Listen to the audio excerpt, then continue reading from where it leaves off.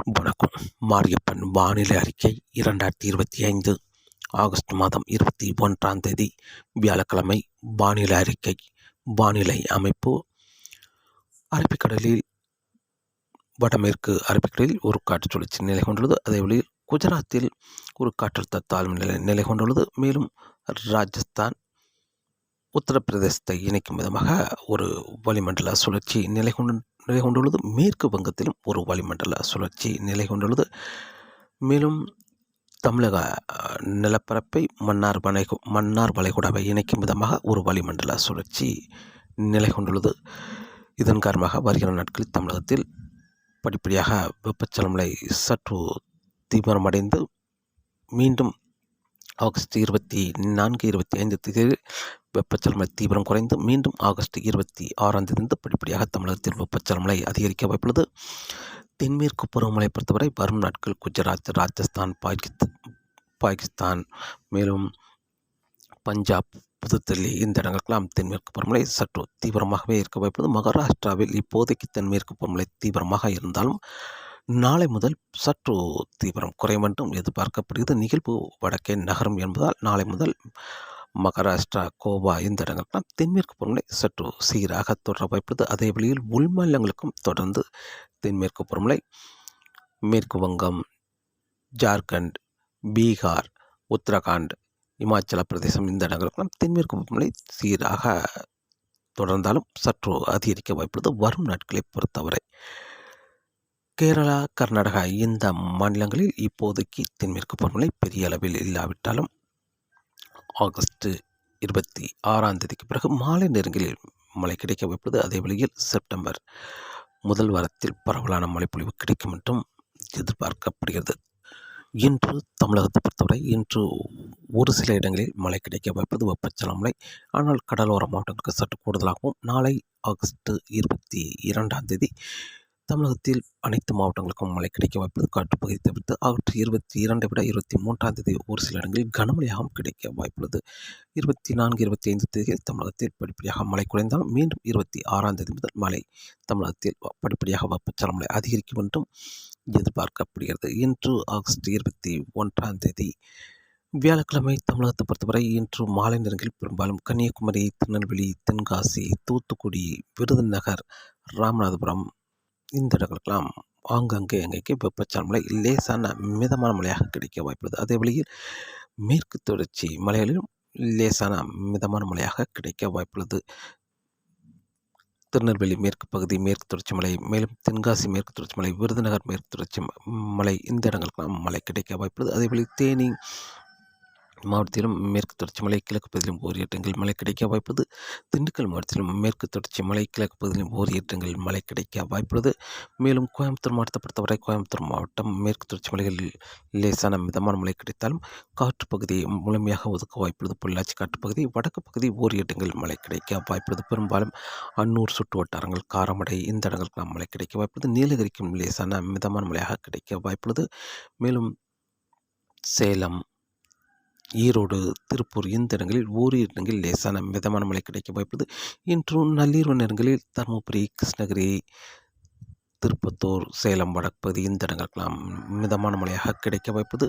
நள்ளிரவுக்கு பிறகு அதிகாலை நேரங்களில் இன்று சென்னை, திருவள்ளூர், வேலூர், காஞ்சிபுரம், செங்கல்பட்டு, விழுப்புரம், மதுராந்தகம், திருவண்ணாமலை, புதுச்சேரி, கடலூர், கள்ளக்குறிச்சி, ராணிப்பேட்டை, மேலும் நெய்வேலி, மயிலாடுதுறை வடக்கு பகுதி இந்த இடங்களுக்கெல்லாம் மழை கிடைக்க வாய்ப்புள்ளது. நள்ளிரவுக்கு பிறகு அதிகாலை நேரங்களில் இன்று தமிழகத்தில் மாலை நேரங்களில் தென் மாவட்டங்கள், அதே வேளையில் கோயம்புத்தூர் வடக்குள்ள பகுதி, நள்ளிரவு நேரங்களில் கர்நாடக எல்லையோர மாவட்டங்கள், நள்ளிரவுக்கு பிறகு வங்கக்கடலில் உள்ள கடலோர மாவட்டங்கள், சென்னை சுற்றியுள்ள மாவட்டங்கள் இன்று மழை கிடைக்க வாய்ப்புள்ளது. இன்று சென்னை சுற்றியுள்ள மாவட்டங்களுக்கு மட்டுமே கூடுதலான பரப்பில் மழை கிடைக்க வாய்ப்புள்ளது. மிதமான முதல் சற்று கனமழையாக கிடைக்க வாய்ப்புள்ளது பெரும்பாலான இடங்களில். அதுவும் மயிலாடுதுறை வடக்கு பகுதி கடலோர மாவட்டங்கள், அதனை ஒட்டியுள்ள உள் மாவட்டங்களுக்கும் பரவலான மழைப்பொழிவாக கிடைக்க வாய்ப்புள்ளது. இன்று ஆகஸ்ட் 21ஆம் தேதி வியாழக்கிழமை. நாளை ஆகஸ்ட் 22ஆம் தேதி தமிழகத்தில் அனைத்து மாவட்டங்களுக்குமே மழை கிடைக்க வாய்ப்புள்ளது. மேற்கு தொடர்ச்சி மலைகளில் மிதமான முதல் சற்று கனமழையாகவும், அதே வேளையில் தமிழகத்தில் காற்று பகுதியை தவிர்த்து மற்ற இடங்களில் அனைத்து மாவட்டங்களுக்குமே மழை கிடைக்க வாய்ப்புள்ளது. தென்காசி மாவட்டம் மேற்கு பகுதி மழை கிடைக்க வாய்ப்பில்லை. கிழக்கு பகுதி ஆங்காங்கே மழை கிடைக்க வாய்ப்புள்ளது. அதேபோல் திருநெல்வேலி மாவட்டம் மேற்கு பகுதி பெரிய அளவில் மழை கிடைக்க வாய்ப்பில்லை. கிழக்கு பகுதி ஆங்காங்கே கிடைக்க வாய்ப்புள்ளது. கன்னியாகுமரி மாவட்டத்திலும் ஒரு சில இடங்களில் மழை கிடைக்க வாய்ப்புள்ளது. அதே வழியில் தேனி மாவட்டம் கிழக்கு பகுதி, கோயம்புத்தூர் மாவட்டம், பெரும்பாலும் பொள்ளாச்சிக்கு கிழக்கு பகுதி, இந்த இடங்களுக்கெல்லாம் அங்கங்கே மழை கிடைக்க வாய்ப்புள்ளது. மாலை நேரங்கள் மட்டுமே கணவாய் பகுதியில் லேசான காற்று இருக்க வாய்ப்புள்ளது. இன்று ஆகஸ்ட் 21 கணவாய் பகுதியில் காற்றின் வேகம் இருந்தாலும் நாளை முதல் காற்றின் வேகம் கணவாய் பகுதியில் குறைந்து காணப்படும். கணவாய் பகுதியை தவிர்த்து மற்ற இடங்களில் தமிழகத்தில் அனைத்து மாவட்டங்களுக்குமே மழை கிடைக்க வாய்ப்புள்ளது.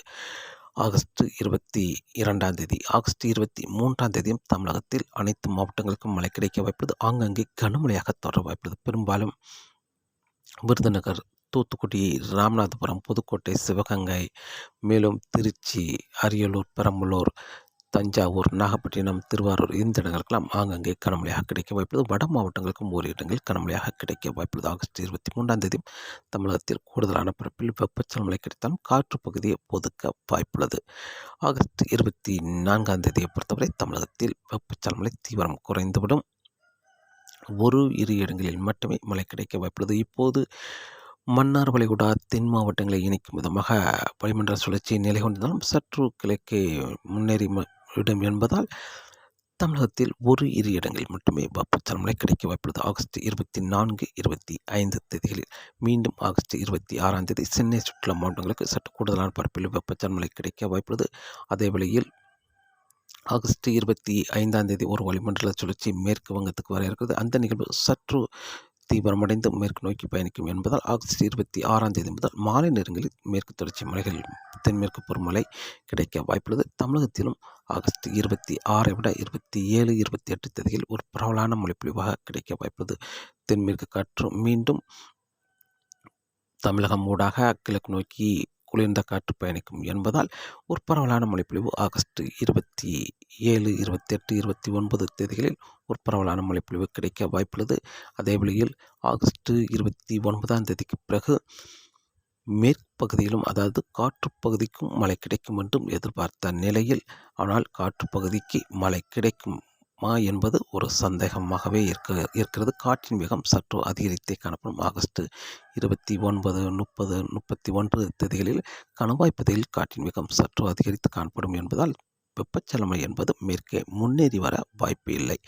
காற்றின் வேகம் குறைந்தால் மேற்கே வெப்பச்சலன மழை முன்னேறி வரும். ஆனால் காற்றின் வேகம் தொடர்ந்து சற்று அதிகரித்த வண்ணமாகவே இருக்கும் என்பதால் ஆகஸ்ட் 29, 30, 31 தமிழகத்தில் காற்று பகுதியை தவிர்த்து மற்ற இடங்களில் வெப்பச்சலன மழை கிடைக்கும் என்றும் எதிர்பார்க்கப்படுகிறது.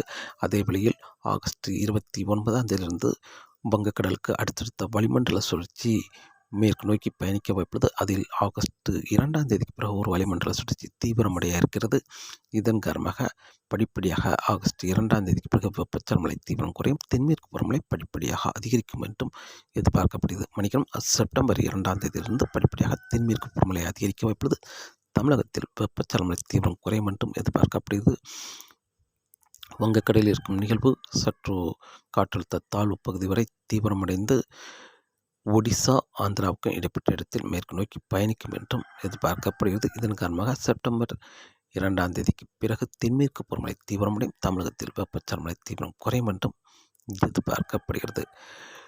தமிழகத்தை பொறுத்தவரை ஆகஸ்ட் 21 வெயில் படிப்படியாக அதிகரிக்க வாய்ப்புள்ளது. ஆகஸ்ட் 21, 22, 23 படிப்படியாக வெயில் அதிகரித்தாலும் ஆகஸ்ட் 26 பிறகு படிப்படியாக வெயில் குறையும் என்றும் எதிர்பார்க்கப்படுகிறது.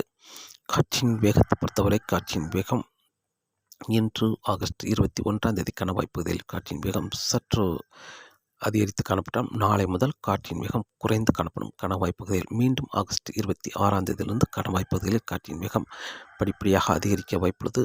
அதே வழியில் மன்னார் வளைகுடா, குமரிக்கடல், வங்கக்கடலில் காற்றின் வேகம் இப்போதைக்கு அதிகரித்திருந்தாலும் நாளை முதல் காற்றின் வேகம் சற்று குறைந்துவிடும். குமரிக்கடலில் காற்றின் வேகம் அதிகபட்சம் 40 முதல் 50 கிலோமீட்டர் வரை காற்றின் வேகம் இருக்க வாய்ப்புள்ளது. மாலை நேரங்கள் அதே வழியில் மன்னார் வளைகுடா, வங்கக்கடலில் காற்றின் வேகம் சற்று குறைந்திருந்தாலும் வங்கக்கடலில் ஆழ்கடலில் காற்றின் வேகம் அதிகரித்து காணப்படும். மீண்டும் காற்றின் வேகம் ஆகஸ்ட் 26ஆம் தேதியிலிருந்து படிப்படியாக அதிகரிக்கும். ஆகஸ்ட் 26ஐ விட 27, 28, 29 தேதிகளில் காற்றின் வேகம் சற்று அதிகரித்து காணப்பட்டாலும் செப்டம்பர் 2ஆம் தேதிக்கு பிறகு மேலும் காற்றின் வேகம் அதிகரிக்கும் என்றும் எதிர்பார்க்கப்படுகிறது. தொடர்ந்து வானிலை அறிக்கையை கேட்டு பயன்படுங்கள். மீண்டும் சந்திப்போம். நன்றி, வணக்கம்.